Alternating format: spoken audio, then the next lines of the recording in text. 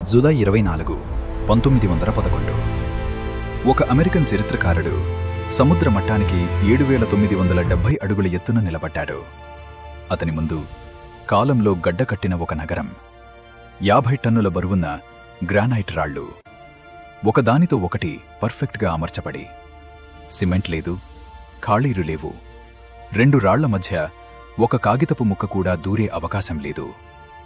కాని ఈ నగరం పూర్తిగా ఖాళీ, ఒక్క ప్రాణి కూడా లేదు. ఇవి కేవలం కథలు కావు, ఇవి శాస్త్రీయ వాస్తవాలు. ఈ నగరం 400 సంవత్సరాలు ప్రపంచం నుండి దాగి ఉంది. ఇంకాలకు ఇనుప పనిముట్లు లేవు, కాని వారు గ్రానైట్ను లేజర్లాగా కత్తిరించారు. ఈ నిర్మాణం 7 భారీ భూకంపాలను తట్టుకుంది. ఆధునిక భవనాలు కూలిపోయినప్పుడు 2016 యేల్ యూనివర్సిటీ DNA అధ్యయనం ఒక అద్భుతమైన రహస్యాన్ని వెల్లడించింది. ఈరోజు మేము 3 అసాధ్యమైన రహస్యాలను బహిర్గతం చేయబోతున్నాం. మొదటి రహస్యం: ఇనుప పనిముట్లు లేకుండా, చక్రం లేకుండా ఇంకాలు ఈ భారీ రాళ్లను ఎలా కత్తిరించి 7000 అడుగుల ఎత్తుకు ఎలా తీసుకెళ్లారు? రెండవ రహస్యం: ఈ నగరం కేవలం రాజధాని కాదు, ఇది ఒక భారీ ఖగోళ క్యాలెండర్. కానీ దాని అసలు లక్ష్యం ఏమిటి? మూడవ రహస్యం: ఇంకాలు ఈ నగరాన్ని ఎందుకు వదిలిపెట్టారు? స్పెయిన్ వాళ్ళు 400 సంవత్సరాలు వెతికినా ఎందుకు కనుగొనలేకపోయారు? ఈ 3 రహస్యాల వెనుక ఒక భయంకరమైన సత్యం దాగి ఉంది. మీరు ఈ వీడియో చివరికి తెలుసుకోబోయే నిజం మీ ఆలోచనలను పూర్తిగా మారుస్తుంది. ఇది Machu Picchu, the lost city of the Incas యొక్క నిజమైన కథ. ఈ వీడియోకి ముందు ఇది మన లాస్ట్ సివిలైజేషన్స్ సిరీస్లో ఎపిసోడ్ 5. మేము ఇప్పటికే అన్వేషించాం అట్లాంటిస్, సముద్రంలో మునిగిన నగరం; ద్వారకా, శ్రీకృష్ణుని నగరం; ఓల్మెక్, మెక్సికోలో రహస్యంగా అదృశ్యమైన నాగరికత; పాంపే, వెసువియస్ అగ్నిపర్వతం కింద ఖననం చేయబడి నగరం. ఎపిసోడ్లు మీరు చూడకపోతే డిస్క్రిప్షన్లో లింక్స్ ఉన్నాయి. ఇప్పుడు మచూ పిక్చూ యొక్క అసాధ్య రహస్యాలను వెలికితీద్దాం. జూలై 1911 అమెరికన్ చరిత్రకారుడు హిరామ్ బింగ్హామ్ పెరూకు చేరుకుంటాడు. అతని లక్ష్యం విల్కబాంబా, స్పానిష్ ఆక్రమణదారుల నుండి తప్పించుకున్న ఇంకాల చివరి రక్షణ స్థలం. 1532లో ఇంకా సామ్రాజ్యం స్పానిష్ వారికి పతనమైంది. కాని చారిత్రక రికార్డుల ప్రకారం కొంతమంది ఇంకాలు విల్కబాంబా అనే దాచిన పర్వత నగరానికి పారిపోయారు. బింగ్హామ్ ఆ నగరాన్ని కనుగొనాలనుకున్నాడు. అతను కుస్కో, పేరూ చేరుకుంటాడు.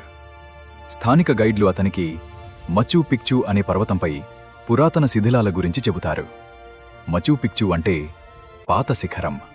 స్థానిక రైతు అర్జెంటీనా బారియోస్ అతనిని అక్కడికి తీసుకెళ్లడానికి అంగీకరిస్తాడు. జూలై 24, 1911 3 రోజుల కష్టమైన ట్రెక్కింగ్ తర్వాత దట్టమైన అడవులు దాటి, ప్రమాదకరమైన పర్వత మార్గాలు దాటి వారు శిఖరాన్ని చేరుకుంటారు. బింగ్హామ్ తన కళ్ల ముందు ఉన్నది చూసినప్పుడు అతను ఆశ్చర్యపోయాడు. భారీ గ్రానైట్ నిర్మాణాలు, పర్ఫెక్ట్ రాతి గోడలు, కంటికి కనిపించేంత దూరం వరకు సోపానాల వ్యవసాయ క్షేత్రాలు. కాని అతను మొదటివాడు కాదు. శిథిలాల గోడలపై ఏ లిజర్రాగా 1902 అని రాసి ఉంది. ఒక స్థానిక రైతు అయిన అగుస్టిన్ లిజరాగా 9 సంవత్సరాల క్రితమే ఈ నగరాన్ని సందర్శించాడు. స్థానిక ప్రజలకు ఈ ప్రదేశం ఎప్పటి నుండో తెలుసు. అయితే బింగ్హామ్ చేసింది ఏమిటంటే ఈ నగరాన్ని ప్రపంచానికి పరిచయం చేశాడు. 1913లో నేషనల్ జియోగ్రాఫిక్ మ్యాగజైన్లో ఈ నగరం గురించి రాశాడు. ప్రపంచమంతా ఆశ్చర్యపోయింది. కాని నిజమైన రహస్యం ఏమిటంటే బింగ్హామ్ ఏమీ కనుగొన్నాడు అనేది కాదు, అతను ఏమీ కనుగొనలేకపోయాడు అనేది. అతను 1912 వరకు ఈ నగరాన్ని అధ్యయనం చేశాడు. అతను 172 మృతదేహాల అవశేషాలను కనుగొన్నాడు. వాటన్నింటినీ యేల్ యూనివర్సిటీకి పంపించాడు. కాని అతనికి 2 ప్రశ్నలకు సమాధానం దొరకలేదు. 1. ఈ రాతి నిర్మాణాలను ఎలా నిర్మించారు?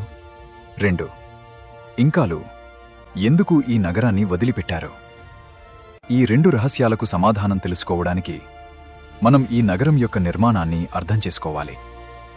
మచూ పిక్చూను నిర్మించిన చక్రవర్తి పచాకుటి 1438 నుండి 1471 మధ్య పాలించాడు. అతను కేవలం రాజు కాదు, అతను ఒక దార్శనికుడు. అతను ఒక నగరాన్ని కలలు కన్నాడు. దానిని కాలమంతం చేయకూడదు.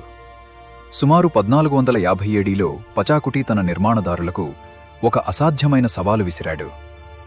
నాకు ఒక నగరం నిర్మించండి. అది శతాబ్దాలు నిలబడగలదు. భూకంపాలు దాని గోడలను కదిలించకూడదు. స్పానిష్ వాళ్లు దాన్ని కనుగొనకూడదు. మరియు అతని నిర్మాణదారులు అది సాధించారు. కానీ ఎలా? మొదటి రహస్యం, the impossible stone cutting. Temple of the sun దగ్గర కొన్ని రాళ్లు 50 టన్నుల కంటే ఎక్కువ బరువు ఉన్నాయి. ఒక క్షణం ఊహించుకోండి. 50 టన్నులు అంటే 10 ఏనుగుల బరువు. మీరు ఆ రాతిని పర్వత శిఖరానికి మోసుకెళ్లాలి. అది కూడా 7000 అడుగుల ఎత్తుకు. కానీ మోయడం ఒక సమస్య, కత్తిరించడం అసాధ్యం. ఇంకాలకు ఇనుప పనిముట్లు లేవు.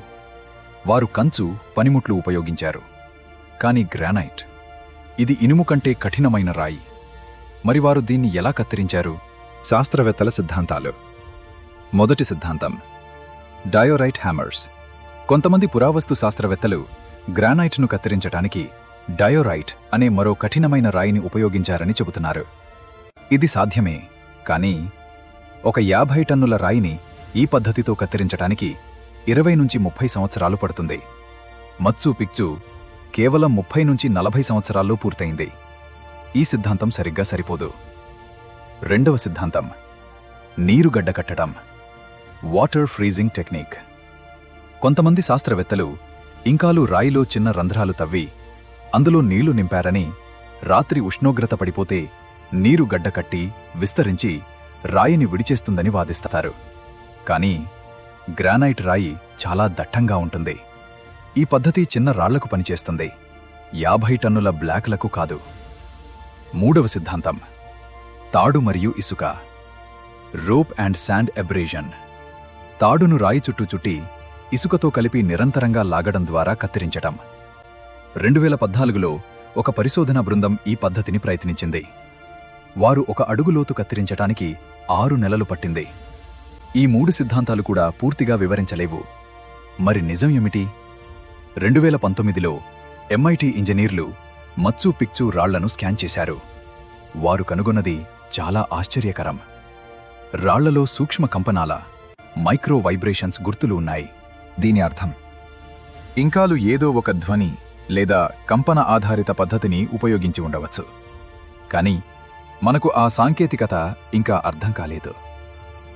రెండవ రహస్యం, యాష్లర్ మేసన్రీ 3D పజిల్. మచ్చు పిక్చు రాళ్లను దగ్గరగా చూడండి. అవి కేవలం దీర్ఘచతురస్రాలు కావు. అవి బహుళ భుజాల ఆకృతులను కలిగి ఉన్నాయి. కొన్ని రాళ్లకు 12 భుజాలు ఉన్నాయి. కుస్కోలో ఒక రాయికి 32 భుజాలు ఉన్నాయి.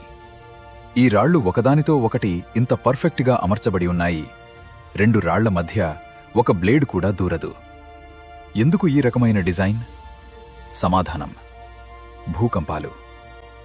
పేరు ప్రపంచంలోనే అత్యంత భూకంప ప్రమాదకర ప్రాంతాలలో ఒకటి. 1950, 1986, 2001 మరియు 2007లలో భారీ భూకంపాలు వచ్చాయి. కుస్కోలో ఆధునిక భవనాలు కూలిపోయాయి. కానీ ఇంకా రాతి నిర్మాణాలు స్థిరంగా నిలబడి ఉన్నాయి. ఎలా? Professor Kenneth Wright, American civil engineer, 1990లో మచూ పిక్చూను అధ్యయనం చేశాడు. అతను కనుగొన్నది యాష్లర్ మేసన్రీ ఒక స్థితిస్థాపక వ్యవస్థ, ఇలాస్టిక్ సిస్టమ్. భూకంపం వచ్చినప్పుడు రాళ్లు కదులుతాయి, కానీ విడిపోవు. భూకంపం ఆగిన తర్వాత అవి తిరిగి తమ స్థానంలోకి వస్తాయి. ఇది ఇంజనీరింగ్ మేధావితనం. 700 సంవత్సరాల క్రితం. కానీ నిజమైన అద్భుతం ఇంకా ఉంది. రాళ్లు మాత్రమే కాదు, మచూ పిక్చూ యొక్క మొత్తం నీటి వ్యవస్థ. మూడవ రహస్యం, ద హిడెన్ వాటర్ సిస్టమ్. మచూ పిక్చూలో 16 ఫౌంటైన్లున్నాయి. అవన్నీ ఒక ప్రధాన నీటి మూలం నుండి అనుసంధానించబడ్డాయి. శిఖరానికి 2600 అడుగుల దూరంలో ఉన్న ఒక సహజ నీటి బుగ్గ. కెనెత్ రైట్ యొక్క అధ్యయనం ప్రకారం ఇంకాలు 700కు పైగా వ్యవసాయ సోపానాలను నిర్మించారు.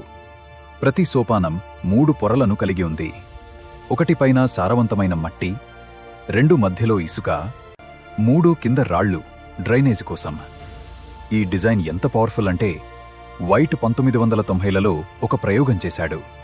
అతను ఒక ఇంకా సోపానంపై 1 గంట పాటు నిరంతరంగా నీళ్లు కుమ్మరించాడు. 30 సెకన్లలో నీరు పూర్తిగా రన్ అయింది. ఎలాంటి వాటర్ లాగింగ్ లేదు, ఎలాంటి కోత లేదు. ఆధునిక వ్యవసాయ క్షేత్రాలు 20 నిమిషాల భారీ వర్షంలో వరదల్లో మునిగిపోతాయి. కానీ ఇంకా సోపానాలు 500 సంవత్సరాల పాటు పనిచేస్తున్నాయి. UNESCO 2016 report. ఇంకా వ్యవసాయ పద్ధతులు ఆధునిక ఇంజనీరింగ్ సిస్టమ్స్ కంటే ఎక్కువే.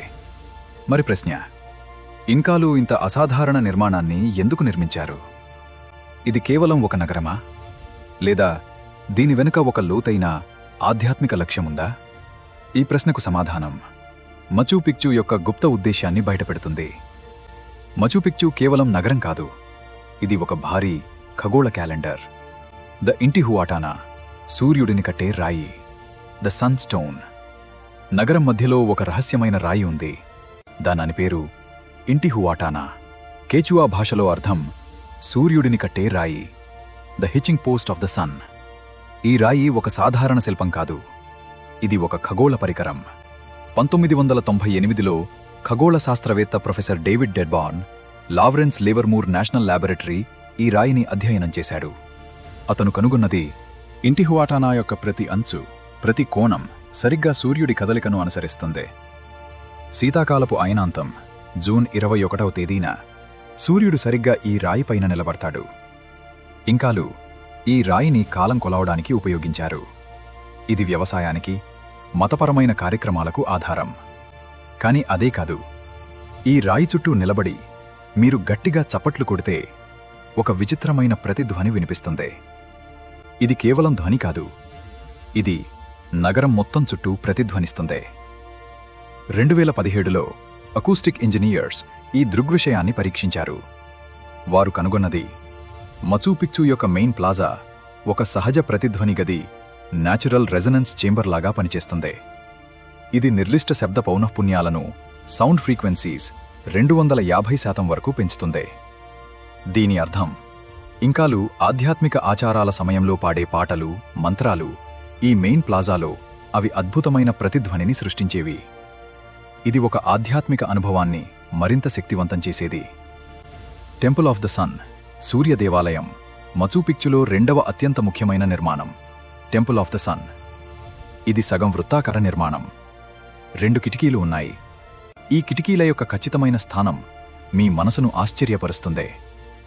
వేసవి అయినాంతం, సమ్మర్ సోల్స్టిస్, డిసెంబర్ 21వ తేదీన సూర్యుడు ఉదయించినప్పుడు కిరణాలు మొదటి కిటికీ ద్వారా లోపలికి ప్రవేశిస్తాయి. ఆ కిరణాలు సరిగ్గా మధ్యలో ఉన్న ఒక పవిత్రమైన రాయిపై పడతాయి. శీతాకాలపు అయనాంతం, జూన్ 21వ తేదీన సూర్యుడి కిరణాలు 2వ కిటికీ ద్వారా ప్రవేశిస్తాయి. మళ్ళీ అవి అదే పవిత్ర రాయిపై పడతాయి. ఈ ఖచ్చితత్వం మిల్లీమీటర్ స్థాయిలో ఉంది. 700 సంవత్సరాల క్రితం ఎలాంటి ఆధునిక పరికరాలు లేకుండా. ద క్యాండోర్ టెంపుల్, రహస్య సంకేతం. మచూ పిక్చూలో ఒక గుహలో క్యాండోర్ అంటే ఒక పెద్ద పక్షి ఆకృతిలో రాయి శిల్పం ఉంది. ఇంకా ఆధ్యాత్మికతలో క్యాండోర్ ఉన్నత లోకాన్ని, అప్పర్ వరల్డ్, హనన్ పాచా సూచిస్తుంది. ఈ టెంపుల్ కింద భూగర్భ గుహలు ఉన్నాయి. ఇక్కడ మృతదేహాలను పవిత్రంగా ఖననం చేసేవారు. ఇంకాలు విశ్వసించేది హనన్ పాచా, ఉన్నత లోకం, దేవతలు, ఖగోళ శక్తులు. కే పాచా, ఈ లోకం, మానవులు, భూమి. ఉఖు పాచా, భూగర్భలోకం, పూర్వీకులు, మరణం తర్వాత జీవితం. మచూ పిక్చూ ఈ 3 లోకాలను ఒకే చోట కలుపుతుంది. ఇది కేవలం నగరం కాదు, ఇది ఒక ఆధ్యాత్మిక కనెక్షన్ పాయింట్. ద ఇంకా ట్రేల్, రహస్య మార్గం. పిక్చూకు చేరుకోవడానికి ఇంకా ట్రేల్ అనే ఒక 43 కిలోమీటర్ల పాదచార మార్గం ఉంది. ఈ మార్గం సాధారణ రహదారి కాదు, ఇది ఒక పుణ్యయాత్ర. మార్గంలో చెక్ పాయింట్లు ఉండేవి. ప్రతి చెక్ పాయింట్లో కాపలాదారులు ఉండేవారు. అనుమతి ఉన్నవారికి మాత్రమే మచూ పిక్చూకు ప్రవేశం ఉండేది. ఈ రహస్య వ్యవస్థ వల్లనే స్పానిష్ ఆక్రమణదారులు 400 సంవత్సరాలు మచూ పిక్చూను కనుగొనలేకపోయారు. కానీ ఇప్పుడు ఒక భయంకరమైన ప్రశ్న. ఇంకాలు ఈ అద్భుతమైన నగరాన్ని ఎందుకు వదిలిపెట్టారు? వారు ఎక్కడికి వెళ్లారు? మరియు వారు వెళ్లే ముందు ఏమీ జరిగింది? ఈ ప్రశ్నకు సమాధానం మీరు ఊహించిన దానికంటే భయంకరంగా ఉంటుంది. The dark secret and the abandonment. Content warning: the Capacocha ritual. Machu యొక్క అందం వెనుక ఒక భయంకరమైన సత్యం దాగి ఉంది. ఇంకా సామ్రాజ్యంలో కపాచోచా అనే ఒక ఆచారం ఉండేది. దీని అర్థం రాయల్ ఆబ్లిగేషన్, రాజబాధ్యత. కరువు, భూకంపాలు, యుద్ధాలు వంటి సంక్షోభ సమయాల్లో ఇంకాలు తమ దేవతలను సంతోషపెట్టడానికి పిల్లల బలులు ఇచ్చేవారు. ఇది నేను కల్పన చేసుకుంటున్నది కాదు, ఇది చారిత్రక వాస్తవం. 16వ శతాబ్దపు స్పానిష్ చరిత్రకారుడు గర్సిలాసో డెలా వేగా తన రచనల్లో ఈ ఆచారం గురించి వివరించాడు. 1999లో ఖగోళ శాస్త్రవేత్త జోహాన్ రైన్హార్డ్ అండీస్ పర్వతాలలో లులైలాకో వాల్కెనో పైన 3 పిల్లల మమ్మీలను కనుగొన్నాడు. ఆ మమ్మీలు 500 సంవత్సరాల నాటివి. అవి పూర్తిగా సంరక్షించబడ్డాయి, మంచు మరియు తక్కువ ఉష్ణోగ్రత వల్ల. వైద్య పరీక్షల తర్వాత తెలిసిందే, పిల్లలకు 6 నుండి 15 సంవత్సరాల వయస్సు ఉండేది వారిని ప్రత్యేకంగా ఎంచుకున్నారు. అందమైన, ఆరోగ్యవంతమైన పిల్లలు బలి ఇచ్చే ముందు వారికి ప్రత్యేక ఆహారం ఇచ్చేవారు. చివరి రోజుల్లో వారికి కోకా లీవ్స్ మరియు చిచా అంటే మద్యమిచ్చేవారు. నొప్పి తగ్గించటానికి ఈ పిల్లలను పర్వత శిఖరాలకు తీసుకెళ్లేవారు. చలికి గురై వారు నిద్రలోకి జారుకునేవారు. మచూ కూడా ఈ ఆచారం జరిగిందా? బింగ్హామ్ కనుగొన్న 172 అవశేషాలలో కొన్ని పిల్లల అవశేషాలు కూడా ఉన్నాయి, కానీ వాటిపై హింస గుర్తులు లేవు. మనకు తెలియాల్సిన తర్వాతి రహస్యం: ఇంకాలు ఎందుకు వెళ్ళిపోయారు? మచూ వదిలిపెట్టడానికి 3 ప్రధాన సిద్ధాంతాలు ఉన్నాయి. మొదటి సిద్ధాంతం: స్పానిష్ ఆక్రమణ మరియు వ్యాధులు. 1532లో స్పానిష్ కాంక్విస్టడోర్ ఫ్రాన్సిస్కో పిజార్రో ఇంకా సామ్రాజ్యాన్ని ఆక్రమించాడు. కానీ స్పానిష్ వాళ్లకంటే భయంకరమైనది వారు తీసుకొచ్చిన వ్యాధులు: స్మాల్ పాక్స్, మీజిల్స్, టైఫస్. ఈ వ్యాధులు ఇంకాలకు తెలియవు. వారికి రోగనిరోధక శక్తి లేదు. చారిత్రక రికార్డుల ప్రకారం 1520లో మొదటి స్మాల్ పాక్స్ ఎపిడమిక్ వచ్చింది 1618 మరియు 1620 మధ్య. ఇంకా జనాభా 12 మిలియన్ల నుండి 6 లక్షలకి తగ్గింది. ఇది 80 నుండి 95% మరణాల రేటు. కానీ ఒక సమస్య: స్పానిష్ వాళ్లు మచూ ఎప్పుడూ కనుగొనలేదు. వారి రికార్డుల్లో మచూ పేరు లేదు. అంటే ఇంకాలు స్పానిష్ వాళ్లు రాకముందే ఈ నగరాన్ని వదిలిపెట్టారు. రెండవ సిద్ధాంతం: కరువు, నీటి సంక్షోభం. 1997లో university of Massachusetts palaeoclimatologist doctor Lonnie Thompson ఒక అద్భుతమైన అధ్యయనం ప్రచురించాడు. అతను క్వెల్చాయా ఐస్ క్యాప్, పెరూలో అతిపెద్ద మంచు క్షేత్రం నుండి ఐస్ కోర్స్ తీసుకుని విశ్లేషించాడు. ఆ మంచు పొరలలో చెట్ల వలయాలు సంరక్షించబడి ఉన్నాయి. ఫలితం: 1540 మరియు 1560 మధ్య ఎండీస్ ప్రాంతంలో తీవ్ర కరువు వచ్చింది. వర్షపాతం సాధారణం కంటే 30% తగ్గింది. పంటలు నాశనమయ్యాయి. నీటి వనరులు ఎండిపోయాయి. మచూ 16 ఫౌంటైన్లు ఉన్నాయి. అవన్నీ ఒక ప్రధాన నీటి బుగ్గపై ఆధారపడి ఉన్నాయి. ఆ బుగ్గ ఎండిపోతే 750 మంది నివాసులు అక్కడ జీవించలేరు. కానీ ఈ సిద్ధాంతానికి కూడా రుజువు సరిపోదు. మూడవ సిద్ధాంతం: రాజకీయ సిద్ధాంతం, రాయల్ ఎస్టేట్. 2003లో చరిత్రకారుడు జాన్ హెమ్మింగ్ ఇంకా చరిత్రపై అధికార నిపుణుడు ఒక విప్లవాత్మక సిద్ధాంతాన్ని ప్రతిపాదించాడు. మచూ ఎప్పుడూ రాజధాని కాదు.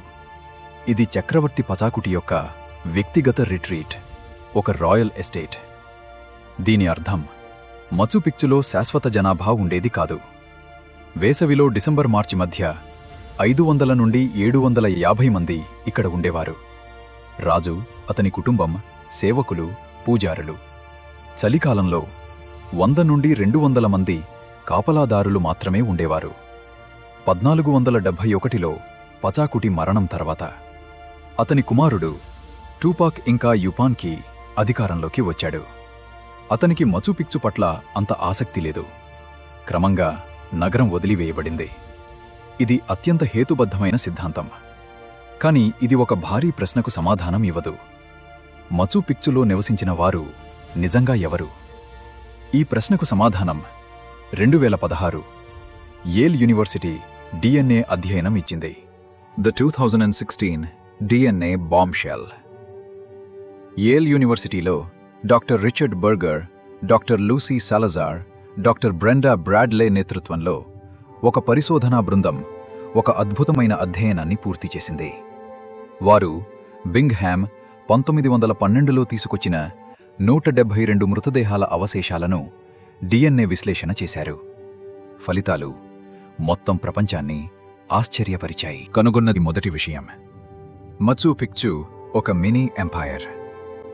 DNA పరీక్షల ప్రకారం మచూ పిక్చూలో నివసించిన వారు ఇంకా సామ్రాజ్యం అంతటి నుండి వచ్చారు. అమెజాన్ రెయిన్ ఫారెస్ట్ తూర్పు, పసిఫిక్ కోస్ట్ పశ్చిమ, లేక్ టిటికాకా ప్రాంతం దక్షిణ, ఎక్వడోరియన్ హైలాండ్స్ ఉత్తర, కుస్కో మధ్య. దీని అర్థం మచూ పిక్చూ ఒక సాధారణ నగరం కాదు, ఇది ఇంకా సామ్రాజ్యం యొక్క సూక్ష్మ రూపం, మైక్రోకోజం. ఇక్కడ నివసించిన వారు ప్రత్యేకంగా ఎంచుకోబడిన వ్యక్తులు, నిపుణులైన హస్తకళాకారులు, పూజారులు, ఖగోళ శాస్త్రవేత్తలు, సేవకులు.